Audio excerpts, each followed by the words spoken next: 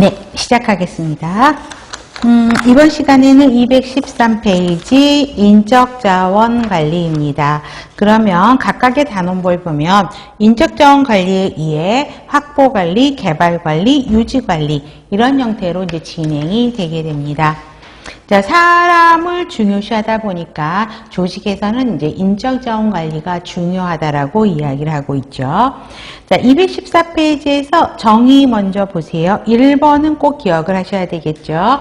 목표 달성을 위한 인력 자원의 계획 관리, 확보 관리, 그 다음에 유지 관리, 보전, 그죠?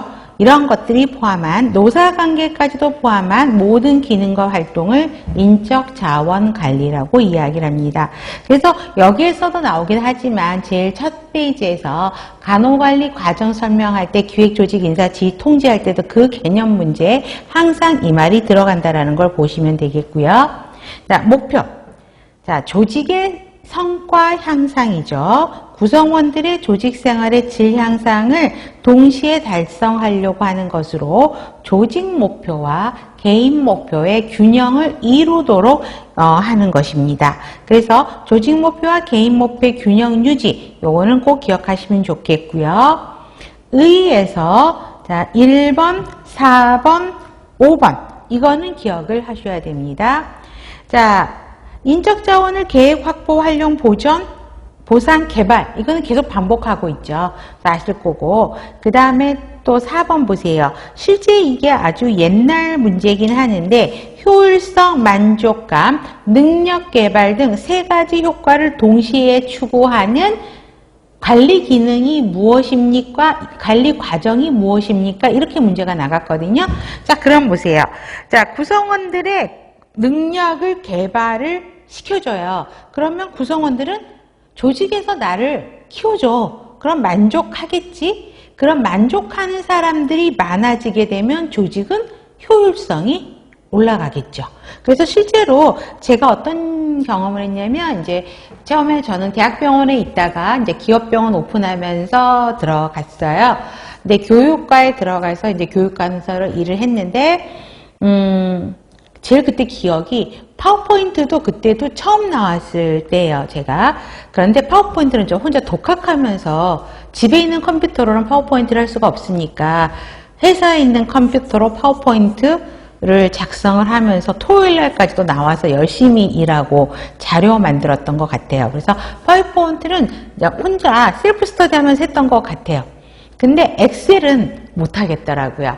그런데 마침 또 간호 연구 파트에 엑셀을 연구는 통계를 많이 내야 되잖아요. 그렇기 때문에 이제 엑셀을 공부해야 되는 사람이 있어서 그 간호연구팀 간호사와 병원에서 저를 조인을 시켜준 거예요. 그러면서 그 조직 안에 그 그룹 안에 그런 컴퓨터 교육을 시키는 그 프로그램이 있었어요. 그래서 저희 보고 퇴근을 1시간 빨리 해가지고 거기 가서 컴퓨터 교육을 엑셀 교육을 이수하고 오라는 거죠.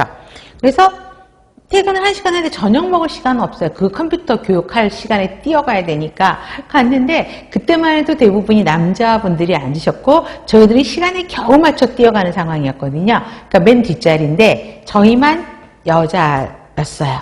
근데 문제는 이 여자 둘이 수업 속도를 못 따라가요.